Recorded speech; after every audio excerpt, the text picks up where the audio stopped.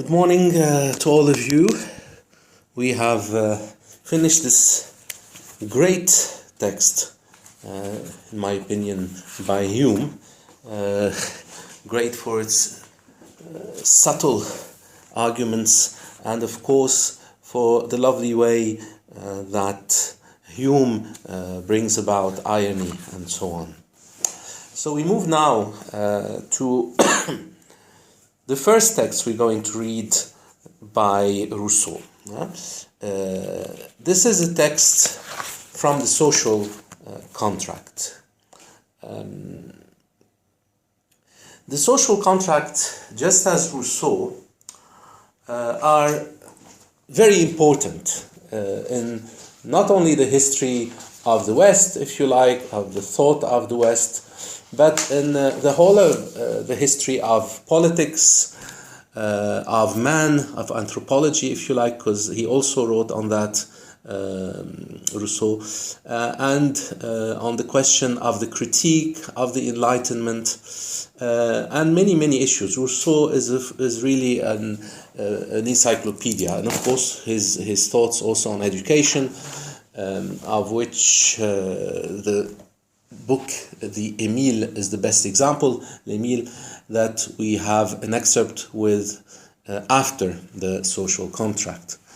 The social contract is practically the basis of much of what we call today parliamentary democracies, right? So representative, if you like, democracies.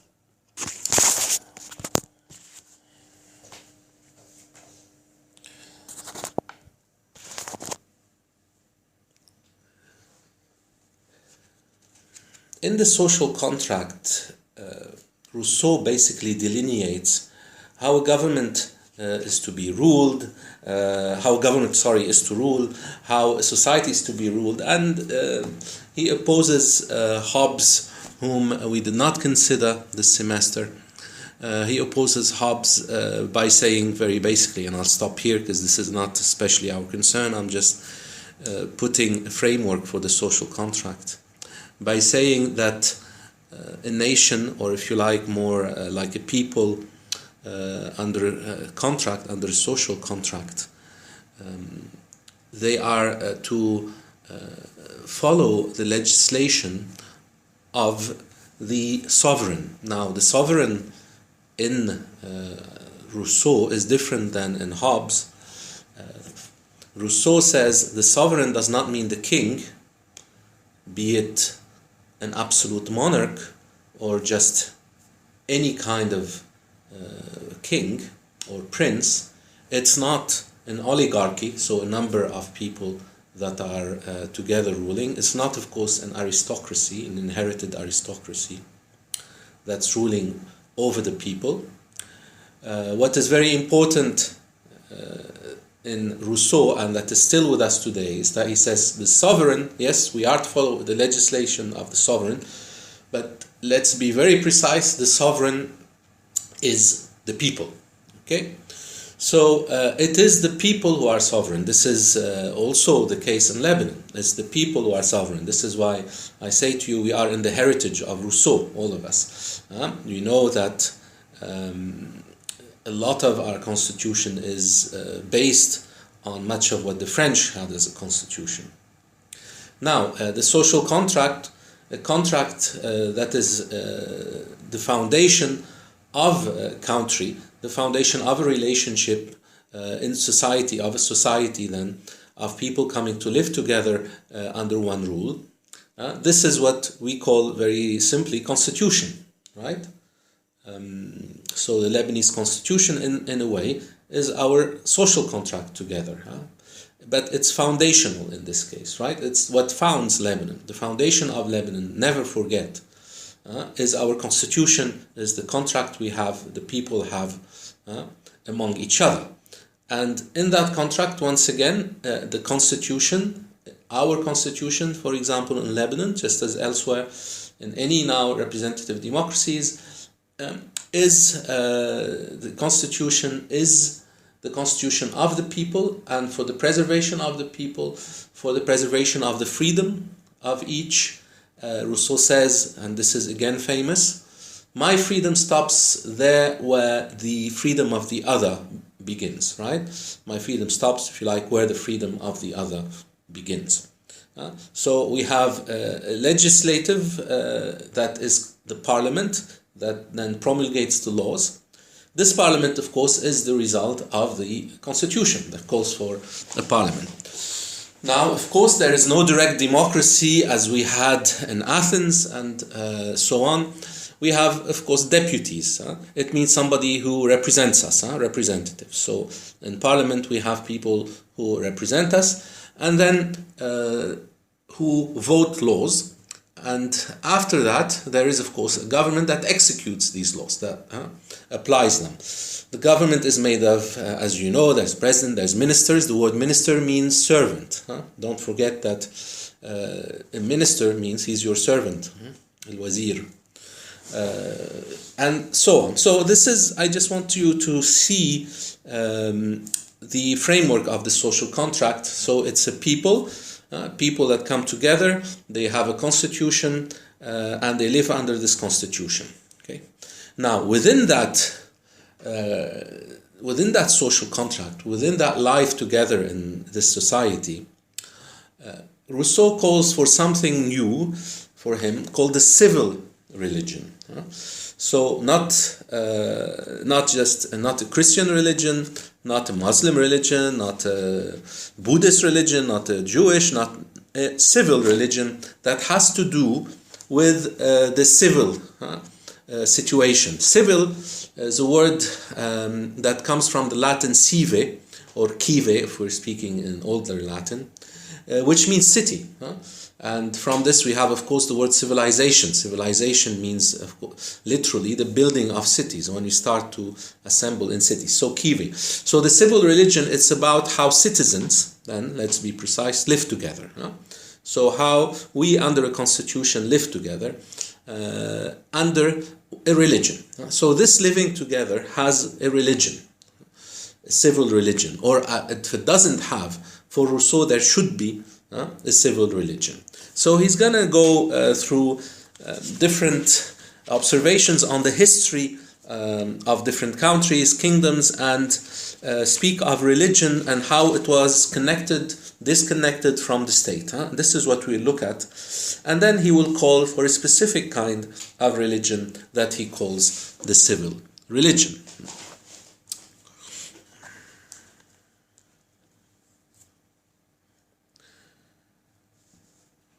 Let's read together then. For you it will be page 81 and 81, chapter 8, the civil religion.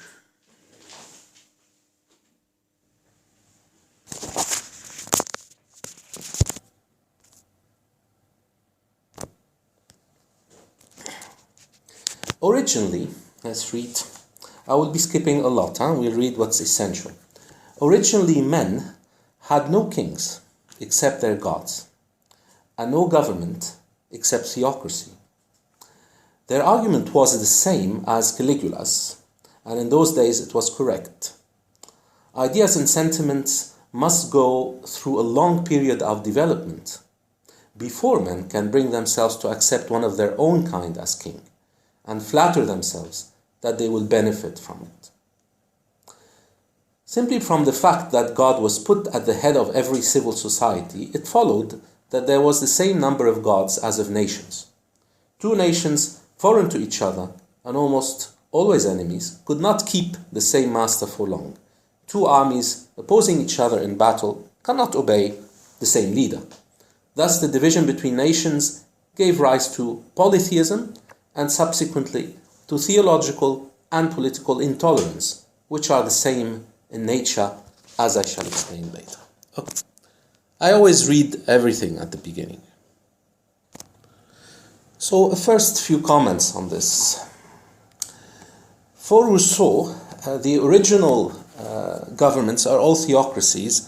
This is from the word theos, God. So, it means that they were societies, or if you like, nations, even though we cannot speak of nation states, of course, where under a god. We have theocracies even still today.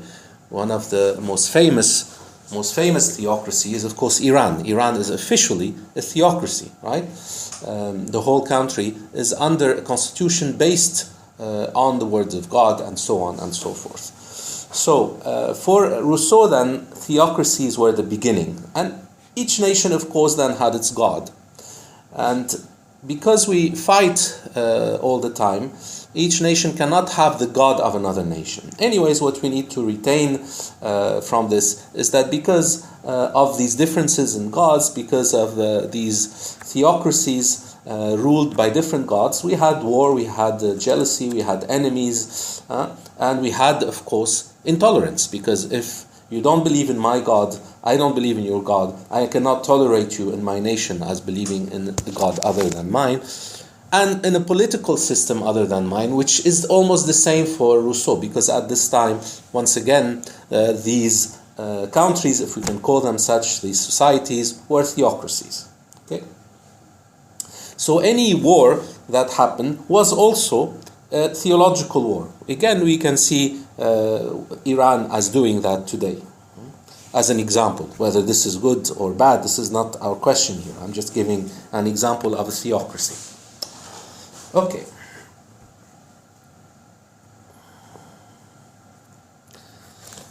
Now we can jump.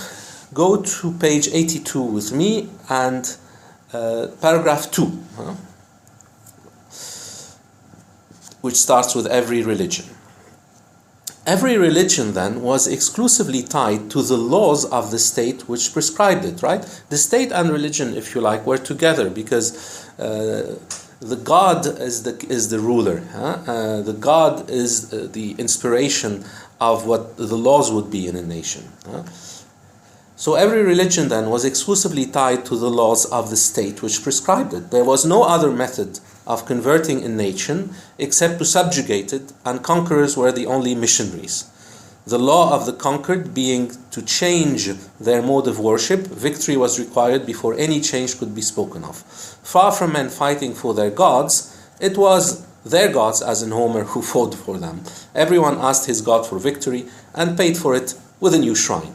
So Rousseau is telling us here, of course, that religion and the state were so closely tied. Any war is in a way a religious war, and the only way that you can then convert a nation is to wage on it a war. You have to subjugate it, you have to conquer it, and then it will, as part of this conquest, take on your religion and take on your laws. All right.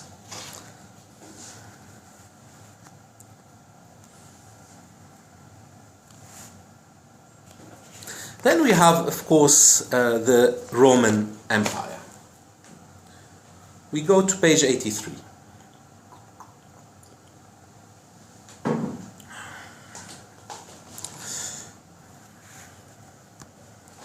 Finally, when the gods and worship of the Romans had reached out further with their empire, and when they themselves had often adopted the gods of conquered peoples by granting the right of abode, of residence to both, the inhabitants of this huge empire, the Roman Empire was the first large empire, the largest empire in history at the time. So the inhabitants of this huge empire gradually found that they had multitudes of gods and modes of worship, which were almost the same everywhere. And in this way, paganism finally became, throughout the known world, the same single religion. Okay? This was the situation. So we have when Jesus came, right? So Rousseau is telling us we had the Roman Empire. It was a huge empire. So all the barbarians, for example, of Europe, we can think of the War of the Gauls, Bellum, a war in Latin, of Gaul, which is today's France. We can think of Romans reaching England and all the way to Hadrian's Wall in Scotland. So they never could conquer the Picts and others in Scotland. The Romans were in Italy, of course. They conquered all of North Africa. They conquered all of the country that is now, the countries that are now in Lebanon, Syria, so the province of Syria, and so on. I mean, the empire, of course, was immense and included Italy and Greece and so on.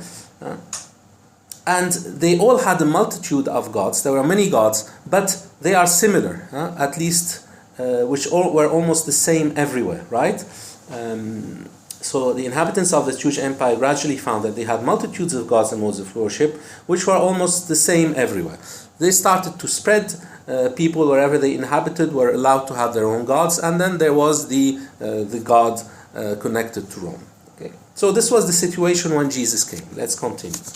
This was the situation when Jesus came to establish a spiritual kingdom. So this is what's new on earth. What did this do? Which separated the theological, so the rule of God, from the political system.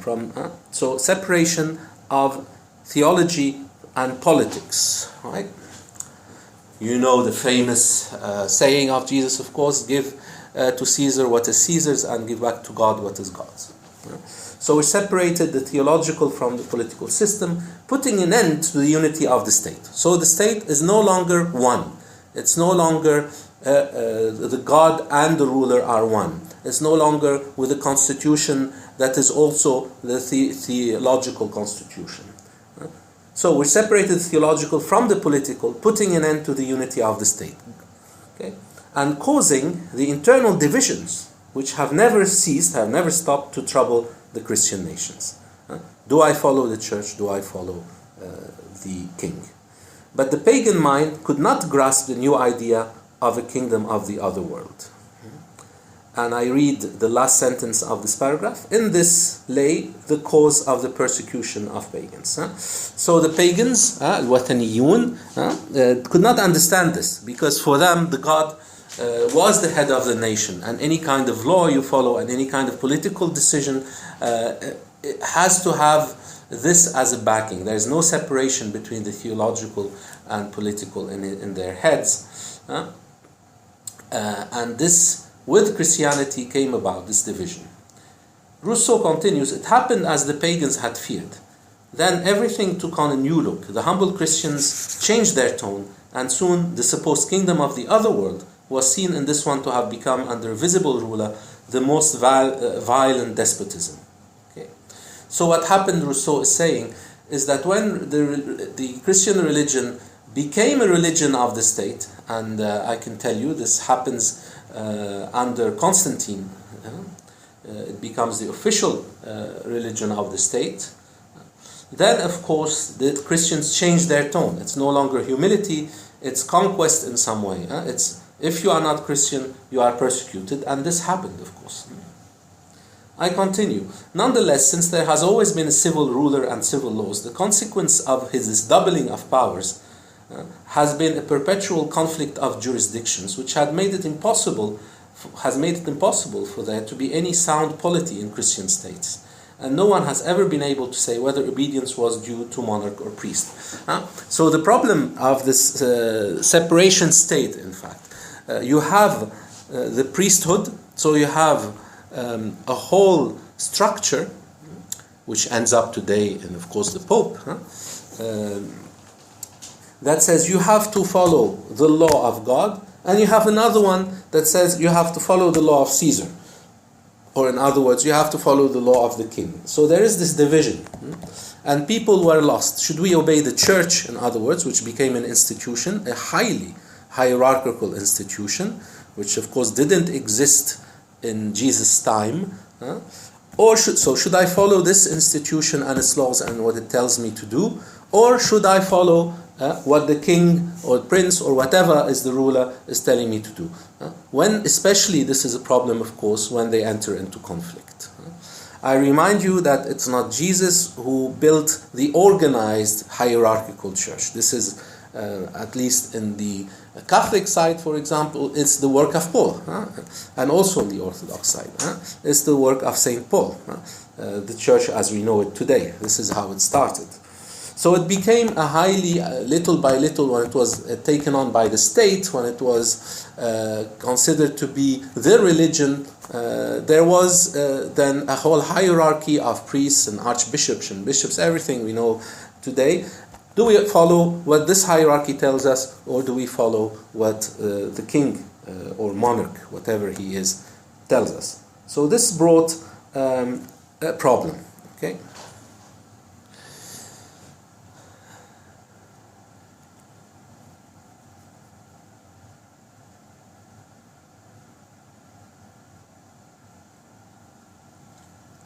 We can continue. I mean, I don't think we need to read all of this. He gives the example of Islam on this page 83, 84. He gives the example of the kings of England, of the Tsars of Russia, etc. And he comes to the conclusion on page 84, in the first paragraph, last sentence, two sentences of the last part of the first paragraph, last two sentences of the first paragraph, page 84. Wherever the clergy forms one body, it is master and lawgiver on its own ground. Clergy means the people who are at the hierarchy of the church. In England and Russia, therefore, there are two powers, the king and the archbishop, right? In England of Canterbury. So in England and Russia, therefore, there are two powers, two sovereigns, just as in other countries. So in Russia, of course, you have the Tsar and you have the patriarch of the church. Or the Pope. All right. Now, I will skip the rest on page 84 and move to 85 to see the concepts. In fact, he says two, but there are three, in effect, of religion. The different concepts of religion. This is where things get a bit more serious.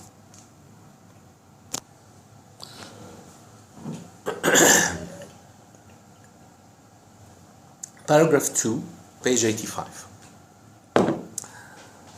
Religion, this is where I want you to start learning things very well.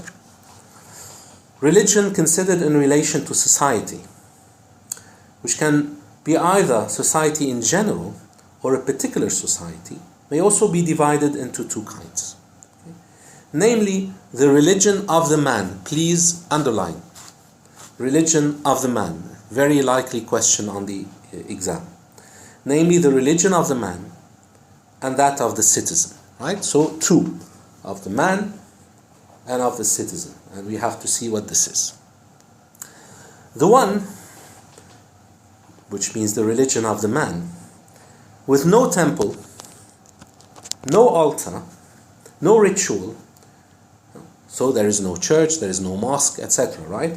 So the one with no temple, no altar, no ritual, limited to the purely internal worship of the Supreme God and to the eternal duties of morality,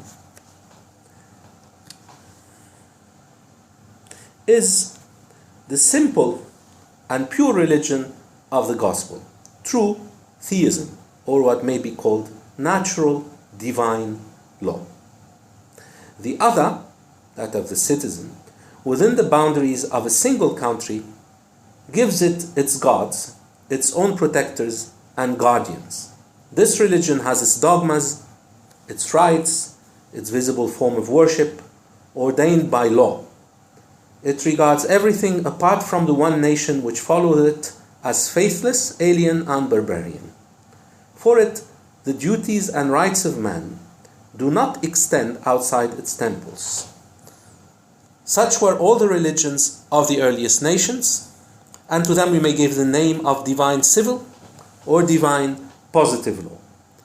Third now, there is a strange third kind of religion, which gives men two legislations, two countries, and two leaders, subjects them to contradictory duties, and prevents them from being simultaneously true worshippers and good citizens.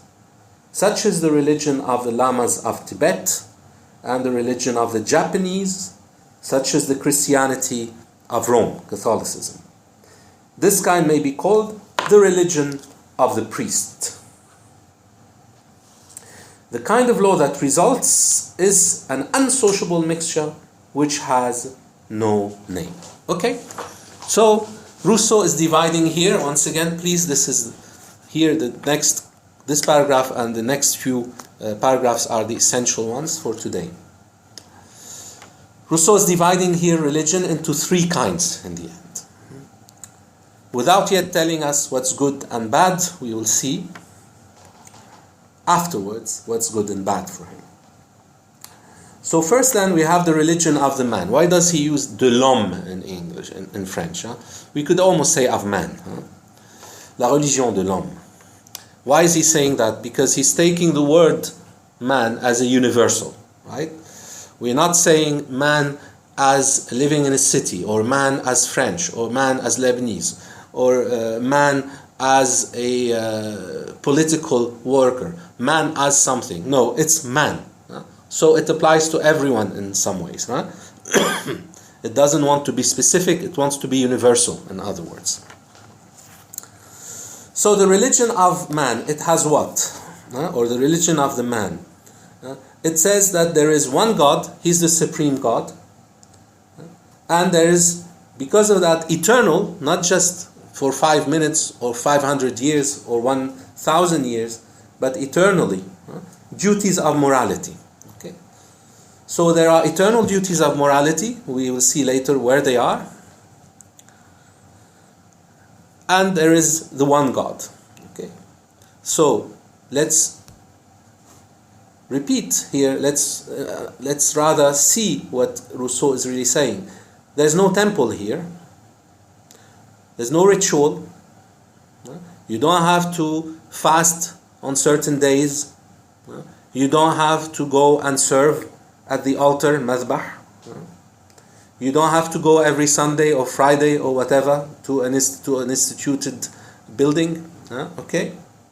This is outside all of this because it's not particular, it's universal. So it just calls for the worship of one supreme God and for morality. Again, we would see where this morality later on comes from, especially when we do the Emil. So next week probably. So this is, he says, the pure and simple, or the simple and pure religion of gospel, true theism, from theos, God, the worship of one universal God, right? Or what might be called natural divine law. Natural divine law because this is not a positive law in the sense of positum, something that was posited, made by humans for specific circumstances. It's a natural divine law. I give you an example, very simple example of a positive law, to stop at the traffic light. This is a positive law. You stop at the red light. Maybe in another nation it's something else. You don't stop at the red light. You stop at the yellow light. They are specific and not universal. Whereas the natural divine law applies everywhere. And we find it everywhere. Natural divine law, true theism. And he says it's of course Injil, gospel. It is the law of the religion of the gospel. Because the gospel, if you read it, before we go to Paul, before we go to St. Paul, so if you just read Mark, Matthew, Luke and John, the Gospels, and just for Rousseau, Jesus' words, Jesus is the embodiment for him of such a religion because of something very simple. Because for him, Jesus Christ brings an ethical religion, ethics. Not a religion like the Jewish religion before him, which he's supposed to go beyond, of law, Sharia al-Yahudi. Okay, so for him, when the Christian religion, as it started at first, be careful. This is only the beginning, only Jesus. This is a religion with no laws, really, no positive laws. It doesn't tell you what to do, not to do. It's a religion without those laws. In a way, St. Paul, when he said that when Jesus was nailed to the cross, Jesus nailed the law to the cross, right? So we are no longer under the Jewish law. So the only law you have is of the heart, is what he says. This is in a way what Rousseau is saying, is that the religion of the gospel is not a religion of laws, except general universal laws. not a religion of positive laws, what to eat, what to drink, etc., how to worship, which places to go to. No, it's an ethical religion. It tells you generally how you should live, universally, without imposing. So it's ethical more than moral in a certain way, but in the sense of obligation. Of course, there is morality in it, but it's a universal morality. It's a morality from natural divine law. Okay, so this is that religion. The second one, which is the religion of the citizen, we can see it requires that there be cities, right? From kives, as I told you before, city. So it's the religion of the citizen. It's different. What does he say? This one is the opposite. It has dogmas. Dogma, it means qanun al-iman. You believe it or you don't believe it. You have to believe exactly what it says, otherwise you're out. Rights, right? So things, how to do things in the church or elsewhere. In a temple. It has a temple. It has a place of worship. It has a visible, he says, form of worship, ordained by law. It regards everything apart from the one nation which follows it as faithless, alien, and barbarian, of course. And this one, because it's the religion of one state, it says this is the true religion. And if anyone else doesn't follow how this religion says the world is and doesn't accept its laws, then it's not our friend, it's our enemy. Everything that is outside it is barbarian. Okay? And he says, in the earliest nations, like I told you when we first started reading, this is how religion was, right? In a way, intolerant of other gods. Then we have the third kind of religion, and he says this one has two legislations, two countries, two leaders. So, in other words, we have legislation that comes from the body of the clergy, bishops, archbishops, or in Japan it would be something else, the lamas in Tibet, etc. Okay, and it brings in a contradiction because there are two leaders, right? Because you also have to follow whatever the leader in the state tells you to follow, and there is a contradiction between the two. This is, he said, also the Catholicism, the Christianity of Rome, which says you have to follow the Pope, and if you live as a Catholic in France, you have to follow the French king, and you also have to follow what the Pope says. So, of course, this brings in a division. I reread it. There is a strange third kind of religion which gives men two legislations, the legislation then from the church and its hierarchy, or from any kind of religious clergy, any kind of clergy, yes. Two countries, right? We can say we have, if you read St. Augustine's De Civitas Dei of the city of God, you have the city of God where the Christians are, and then the city where they actually live. So that it's like you have two countries. One is spiritual in a way, or if it's not only spiritual, it has a physical presence also in the world, like Rome. It's still another one than the country that you concretely live in, France, Germany, Lebanon, etc. Right? So two legislations, two countries, and of course two leaders, the head of the church, in the case of the church, and the head of the the head of the state. So they subjects them to contradictory duties. Contradictions prevents them from being simultaneously two worshippers and good citizens. Citizens are basically lost.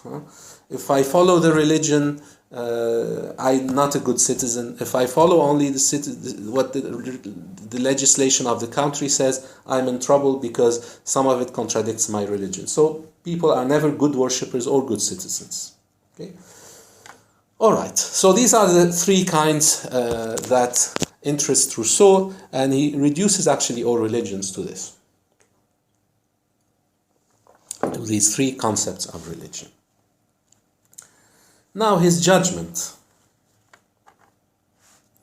I continue. Considering the three kinds of religion politically, they all have their faults. So none of them is perfect. None of them is the perfect one to follow. The third is so obviously bad, so obviously then for him the worst is the third one, okay? The religion of the priest. Okay? The third is so obviously bad that it is a waste of time bothering to prove it. I don't even have to prove it. Obviously, when you have a whole clergy that is telling you to follow something and then the government something else, you have a big problem. We don't even need to discuss it. Anything that breaks up the unity of society is worthless. All institutions that put man in contradiction with himself are worthless. In other words, for Rousseau, we should never accept to be in a state where the religion tells you something that is in contradiction with the law of the state. We cannot have two legislators, and we cannot have two structures with their laws coming into contradiction with each other. Okay. Now, the second, so the religion of the citizen.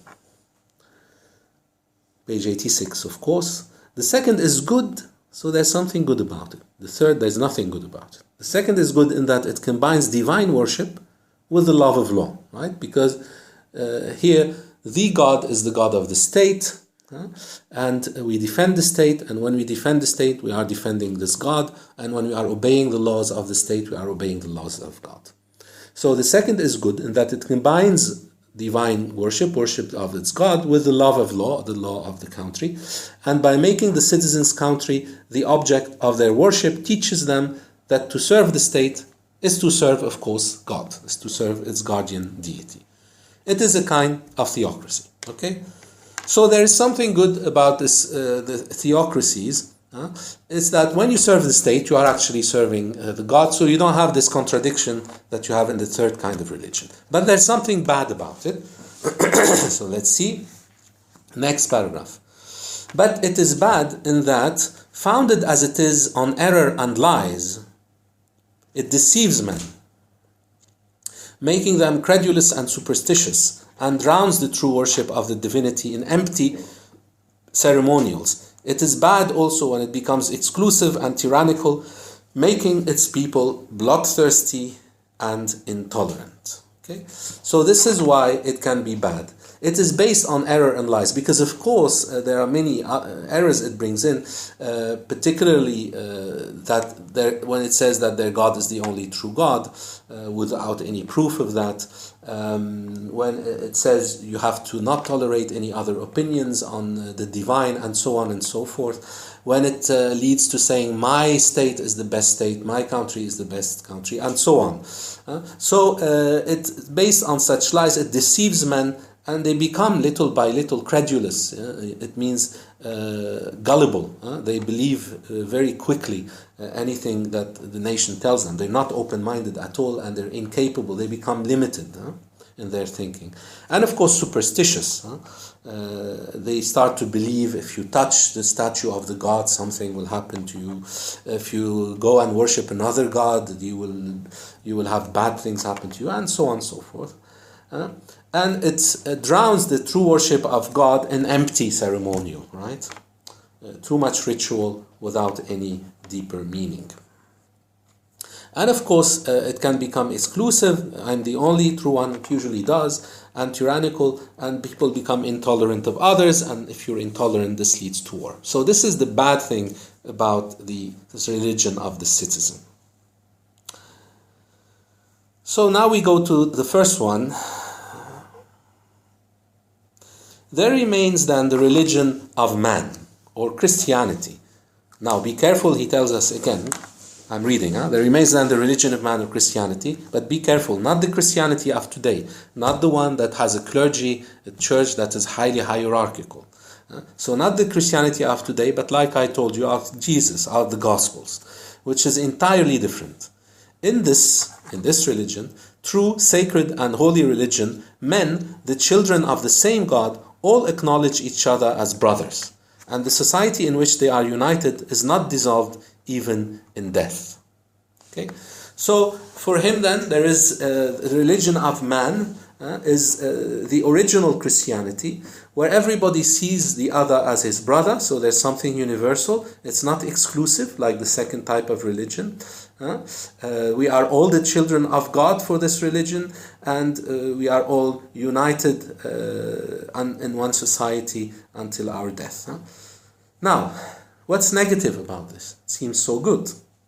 He continues, but because this religion has no particular relationship with the body politic, of course, you follow the divine you want to go afterwards to a better world that's a divine world, a divine kingdom.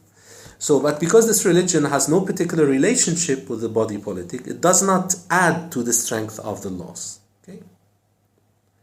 But leaves to them only the strength they derive from themselves, so that one of the greatest bonds of particular society remains ineffectual. And furthermore, so far from giving to the citizens in their heart an attachment for the state, it detaches them from the state, as from everything else on earth. I know of nothing that is more deeply opposed to the social spirit. We are told that the people of true Christians would make the most perfect society that can be imagined. I can only see one great difficulty with this supposition. It is that a society of true Christians would no longer be a society of men. Okay, before I continue, what is here a problem for him is that in this society where all men see each other as brothers under God, there is no need to promulgate certain laws. There is no need to bring in new laws for the city, new laws for the state. Okay, and in fact, when you say that our kingdom, like Jesus says, my kingdom is not of this world. So, of course, then you are following life in this world, but your true calling is for life outside. This is why he says Christianity like this, the Christianity of the gospel, detaches the people from the state. Our kingdom is not of this world. So that's why he says, contrary to what many people say, that if everyone were Christians in this sense, this would be perfect society. He says no, because it would no longer be a society of men having to come together, but it would be a society of Christians. Okay. Society of men, of course, will be clarified as we go on. But let's say what he means by this. I reread. It is that society of true Christians would no longer be a society of men. Society of true Christians says everybody is brother. There is no need for us to protect one from the other. There is no need to have a representative in opposition to another representative, right? This is what a society of men will have. Society of men has contradictory forces. It has perhaps some common will, but there are contradictory things that need to be settled. We need to put laws, to establish laws for our cities, to establish laws for our countries, and of course this is not what a Christian society would do. I continue, page 87. I say further that this supposed society, with all its perfection, would be neither the strongest nor the most durable of societies. Through being perfect, it would lack solidity. Its very perfection is a fatal defect. Every man would do his duty. The people would be obedient to the law. Its leaders would be moderate and just. Its officers loyal and incorruptible. And its soldiers would scorn the fear of death. There would be neither vanity nor luxury. So far, so good, but let us look further. He says, okay, they're going to say to us, in such a society, everyone will obey the law, because obey the law of Caesar and the law of God is what Jesus says. The leaders, if they are like this also, they will be moderate. No one will cheat, no one will steal. There is no corruption, bribery. There is no bribery. And so there would be no luxury, of course. But so, well, what's the problem then? He says, the religion of Christianity, and like I told you, is entirely spiritual and concerned solely, so not with laws on earth, and concerned solely with heavenly things. The Christian's country is not of this world. He carries out his duty, it is true, so he does what he's supposed to do, but does so with complete indifference to the success or failure of his efforts. So he's not going to, like I told you, promulgate new laws, civil laws. This does not concern him. Provided he has nothing to reproach himself with, it is of small importance to him that things are going well or badly here on earth. Who cares? I'm going to die and go to heaven. If the state prospers, he scarcely dares enjoy the public success. He is afraid of taking pride in his nation's glory. Right? I jump. The dangers are in such society. Next paragraph. It would be necessary, if the society were to remain peaceful and harmony were to endure, for all the citizens, without exception, to be equally good Christians. Okay, And moreover, he said, if this society is really of true Christians is to work, there has to be not even one who's not a true Christian. Because everyone is so good that someone who's not a true Christian, of course he's going to come and take advantage. He continues.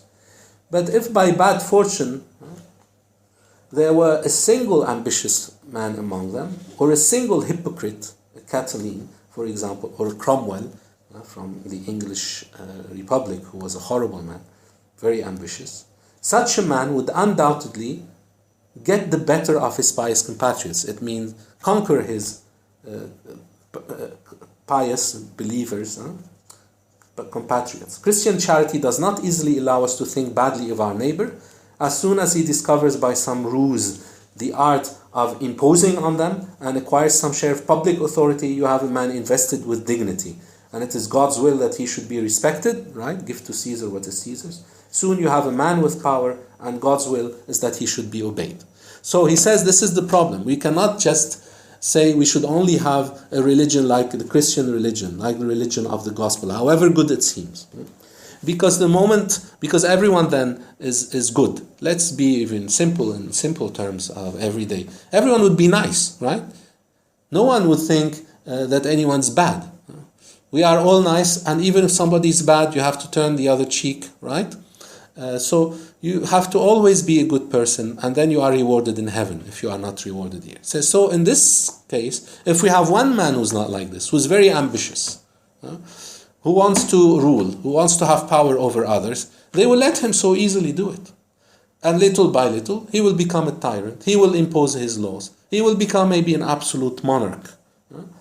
So the problem then of the Christian religion is what? Of this original Christian religion, if it stays, is that it could lead to the most horrible of governments. It could lead to tyranny. Okay? It could lead to a country where the laws are promulgated from one on top and imposed.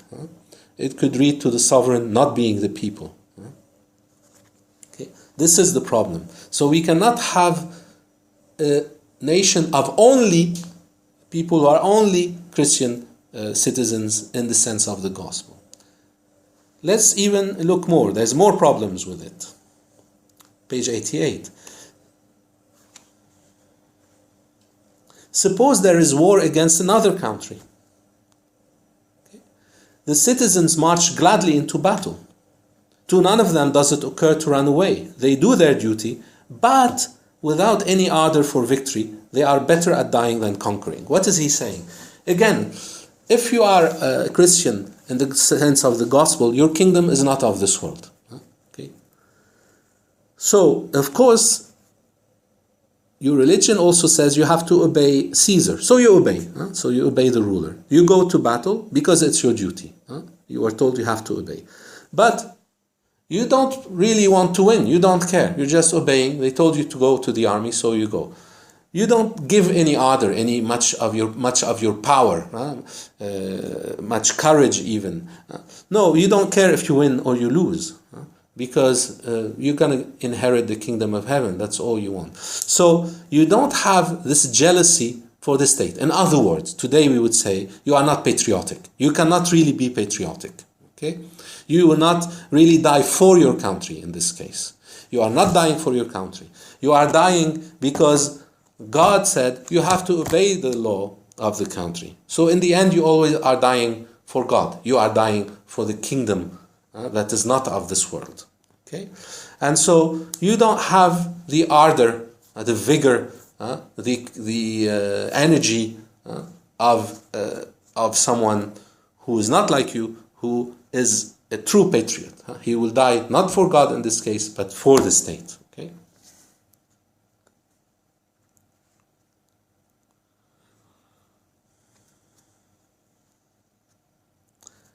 And I go to the next paragraph, which summarizes this, and I think we can stop here for today. But I am mistaken in saying a Christian republic. The two words are mutually exclusive. You cannot have a republic and Christian together. In other words, you can have Christians in a republic, but you cannot have a republic that is determined as Christian. We will see how the republic should be later. So I am mistaken in saying a Christian republic. The two words are mutually exclusive. Christianity preaches nothing but servitude and dependence. You have to serve God and so on. Its spirit so favors tyranny, and then of course you serve Caesar, so you serve the tyrant, that the tyrant always benefits from it. That's it. We stop, I think, here for today.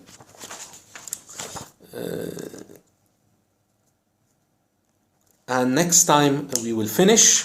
We still have a couple of pages only, so we'll be able to finish the civil religion and then move on to the other religion, the religion based on feeling, in the next reading from Emile.